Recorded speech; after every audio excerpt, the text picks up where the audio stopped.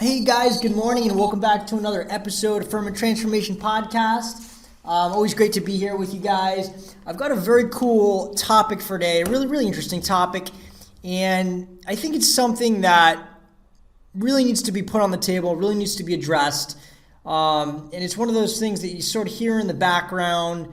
You hear little rumblings of it, but we're not really having the discussion for what it is and really evaluating this technology. So essentially what this topic is going to be on is going to be evaluating the existential threat of AI or of artificial intelligence. Now, obviously, I don't ever want to paint this picture of doom and gloom. I think a lot of people, they look at it as either, AI good or AI bad. I don't know that it's that black and white. So what I would say is that what I'd like to do is really dive into, obviously, I know, and if you're listening to this, you probably have a good idea of the amazing things that we can do with artificial intelligence, the amazing things that we're already doing with artificial intelligence, where it's bypassing our intellect in ways that we already can't even fathom. All you have to do is look at the Deep Blue that beat the world champion chess player. Now you've got the world champion Go player beat by a computer. You've got IBM's Watson demolishing the top Jeopardy players in the world with natural language processing. So you've already got these artificial intelligences, or these narrow AIs that are already single-handedly taking what we can do to an entirely new level, right? So we know that there's a lot of good to come out of this, obviously, and I preface it with good. I think that the reason that we have this conversation is because a lot of experts realize, a lot of people in general realize that AI could be the technology to solve all other problems in the world. And I think that's the viewpoint of why there's such a race towards really getting general and super artificial intelligence. There's this sense of urgency because as soon as we reach a super intelligent AI, I believe that the majority of experts believe that will solve all of the other problems in our world. And that's a tall order. It really is a tall order. But that being said, there's also a lot of voices, against precautions that we'll need to take. And so I wanted to really, again, devote this episode to the existential threat of AI and really examine this from a position that we can all understand it, we can all look at it, and really understand what's going on for what it is. Okay? So with that being said, the first thing that I want to do is I want to define artificial intelligence by breaking it down into narrow AIs versus general intelligence, and then also versus super intelligence. Okay, so just so we're talking apples to apples, and there's no confusion. Narrow AIs already exist. Okay, so narrow AIs we already have, and to a large extent are taking a lot of our jobs already. Replacing a lot of our jobs. I don't want to say taking because, we'll always, the goal is to always replace new jobs at the top of the ladder. So, but the narrow AIs are doing a phenomenal job in a lot of different arenas, helping us with a lot of different tasks. Just like, calculators helped us get better at arithmetic. The same thing is going to happen, and is happening with narrow AIs, where it's going to be applied to medicine. They'll essentially run through and be able to diagnose diseases and issues maybe better than the MDs, but the MD will still be there to, evaluate and interpret what the narrow AI may be spitting out. But you can apply narrow AI to any concept. You can apply it to training, to sales training. It's really virtually limitless what these narrow AIs can do, and they can, again, it's as simple as teaching a computer patterns. And then they learn to interpret those patterns better than humans. So narrow AIs, I would say not an imminent threat, but it shows the capability of an intelligence, a very, very specific intelligence in a very specific arena to master that intellect better than a human could. Okay, so that's narrow AI. Now, general intelligence is still, right now is the mecca, right? That's what we're shooting for, is general intelligence. We have not created to my understanding, my knowledge, there's no true general intelligence in existence of now. There are some, attempts that are close and sort of emulate what general intelligence might be, but nothing to the true standard, I believe, of what general intelligence is in the minds of AI experts. Now, general intelligence would essentially be a human-like intelligence. So, or AGI, general intelligence, would be an intelligence, an AI, that essentially could do all of the things that we could do mentally and maybe more. Okay, that's AGI. Now, whether or not that AGI has what we would call consciousness is also up for debate. We don't know. People don't know if we were to create an AGI that had all of the capabilities of the human brain, whether that would be a conscious AGI or not. That's something that, how do you prove that? How do you put a finger on that? How do you identify that? How do we know that it's not just an emulation of consciousness or feels that way to us? So that's one thing to understand or sort of take into account when thinking about AGI. Now, the thing about AGI is that, and you got to understand that these intelligence systems really enhance exponentially and in a very, very alarming rate. And they don't sleep, they don't stop. They're built on computers that just keep running, and they keep getting better and better and better. And they're exponentially making themselves better. So, what would happen theoretically is, and this is from my understanding and my research, what I've researched on experts that are in this field, is that upon reaching general intelligence, we would only be in that realm for maybe a brief moment.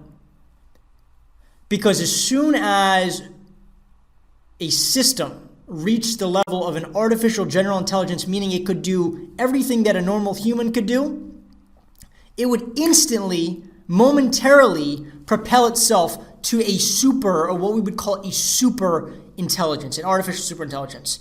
Because as soon as it had the ability to realize where it was at, it would begin making improvements on itself far to a level that we would not even be able to fathom. Okay, artificial super intelligence now is what many people will consider to be a potential existential threat. Okay, now let's evaluate that for a second. Now, when we're talking about existential threat, it's also important, I think, to sort of remove this idea of the science fiction existential threat that most people think when they think of talking about AI as an existential threat. So I think most people's minds immediately go to Terminator or The Matrix or one of these other futuristic movies where essentially the AIs all come together and they conspire against the humans, and then they make their move and they take over the planet because they think that humans are a problem to society. I think that idea is so far-fetched, and it's important, first of all, to put this into perspective. You have to realize that that's an unrealistic result. That's not even really something that would be a potential. It's just a very far-fetched idea that's sort of been orchestrated by science fiction. So when we talk about AI as an existential threat, I think it's important that you remove that idea of what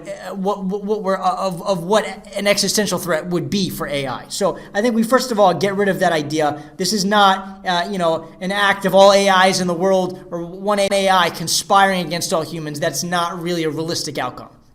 Okay, with that being said, here are, for the most part, what I see from what I've understood to be the three major existential threats, or the three major threats, okay, to humanity, to our people, okay? First one would be the loss of jobs. Now, this is probably the holds the least weight, and I think, but I think we'll address that first, as it's least serious. But it is a concern that's already happening. With the narrow AIs, I mean, you've already got jobs being replaced to some extent, but to some extent, we're also then moving to a more creative place, essentially a more creative, interpretive place, whereas the AI will do more of the analytical work. Now, as that narrow AI becomes more of an AGI, it may develop more of a creative space, and then it poses the question of, well, if they can do everything that we can do and better, and then as it moves to artificial superintelligence, then, well, what really is our purpose? Because if they can do everything in a thought process better than we can, again, in white-collar jobs, and now we've got all blue-collar jobs being taken by robotics. And so if you really look at it, it's, where this isn't a serious existential threat. Not that we're going to be wiped out, but what is our purpose in life? What are we going to be doing? And I think that's something to ponder on. Not that that means anything for wiping out our species, but could render us without a purpose. It could be argued that we'll develop other roles, and I think that'll be interesting to see how that plays out. So I think that's number one, is the loss of jobs. The second one that I would want to focus on, and again, these are problems that I think are important to realize, and then think about how we can address them. So that's the first one, because I think any problem can be solved. It's just a matter of identifying the problems first. So that's the first one. The second one would be, so one super intelligence. Okay, so another existential threat would be, and you got to understand right now, there are multiple, I mean, we've already got probably thousands and millions of AI, narrow AIs right now in existence. If you consider Siri or Alexa an AI, then millions, and then also higher level AIs, but many of these entities all across the United States and the world now, and so that does allow for different checks on each other as they develop. Now, I guess here another existential threat would be a super AI, which is far beyond the intellect of any other AI. In the hands of a small group of people. Okay, this could be an existential threat and a very, very serious power imbalance for the haves versus the have-nots. But really, even just a small group of people, you're not even talking about haves and have-nots, you're talking about a handful of people versus the rest of the population. And so that is not a scenario. I believe that would be a good scenario, because that would essentially be taking, at this point, AI being potentially the next most powerful technology we've ever seen in the hands of a few people at that level of intellect that is unchecked by other AIs and other people, could result in a negative outcome potentially for the remainder of the population. So I think that's an important one to think about. I think it's important that we have checks, meaning that we have AIs across the world and across the country, continuing to be developed at very, very high levels, because ultimately they will be checks on the other AIs. And that's the important thing to realize is, unlike science fiction movies, it's not just one AI intellect where they all decide or conspire against humans. AIs will have their own thought processes that it may be different and stray from other ones, and that is sort of checks on each other. So I think it's important to have many checks, and to not have just one super intelligent AI. All right, so catalyzing the growth across the board in AI, I think is very important.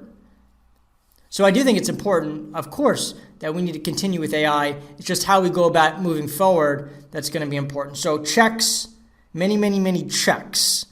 Now the third one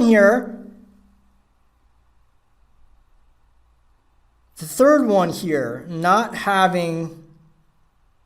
Okay, the third one here would be building an AI that got to the point of super intelligence without instilling human values or human-like consideration into that entity. Okay, now why is that an issue? Well, at a certain point, what we're seeing, or what's been seen with these narrow AIs, is that once they get to a certain level, we don't actually know the computational processes it's running. We don't actually understand them. We just see what they're outputting. So we actually don't know what's really going on with the AI. We just know the results that we're getting. And this is a perfect example. You relate it to what you just saw with this whole Facebook thing where you had the chatbots communicating with each other, and they it was assumed that they had developed their own language in communicating with each other that we could actually not understand, and they immediately shut that down. Whether that was a PR stunt or not, I don't know, but I think it was an interesting story. If that were to advance to a point where, obviously it will advance to a point where we no longer understand everything that's going on, we'll just be the direction for the AI. We can't control everything that it does. We will have had to instill human values into it, because if we don't show the AI what things are of dire importance to our culture, as a human species, then it can very easily, very easily,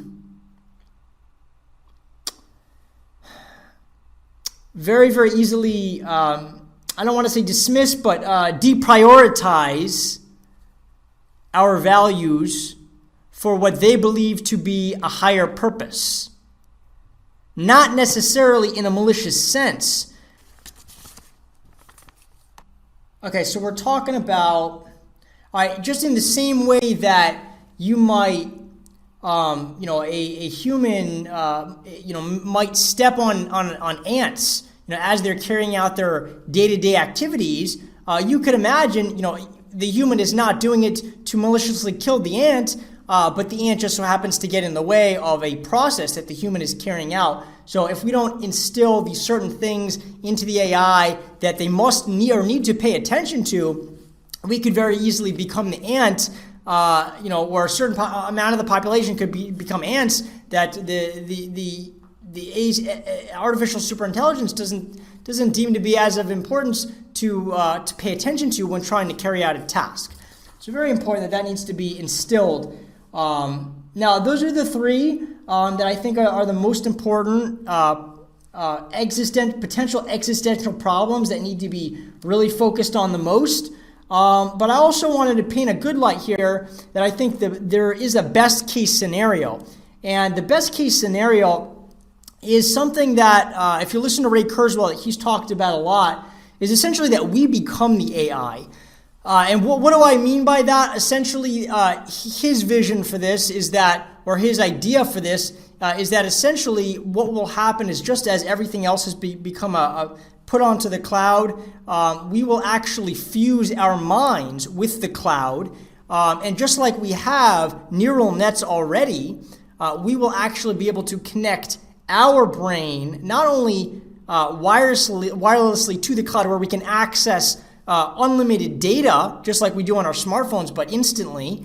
We will also be able to have additional neocortex or additional neural nets, essentially what the AI neural nets are, but additional neural nets that extend from our intellect on the cloud as well, and allow us to to actually evolve in a way that we couldn't even imagine. Now, the reason that's the best case scenario, I believe, is that creates us as the AI.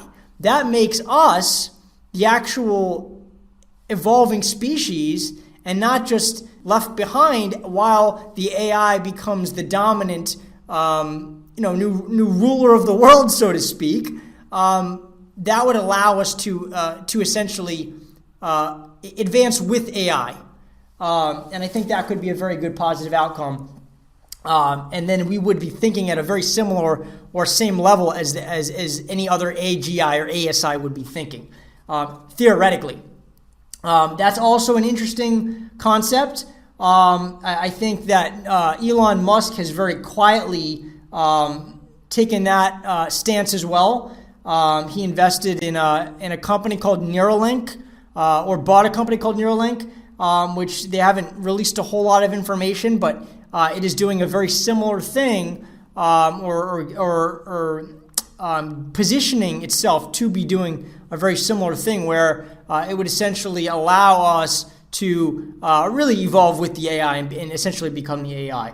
So just some things to think about. I think was a couple of really interesting things to think about today to start off the week, and kind of where AI is going, and that there is a lot of really cool things that are going to happen with AI, and it's important that we take these things on, and obviously we're always going to be moving forward. We're not going to move backwards. So take these things on, but also do it in a way that we know that we are going to protect ourselves and give ourselves the most opportunity to be successful with these new technologies.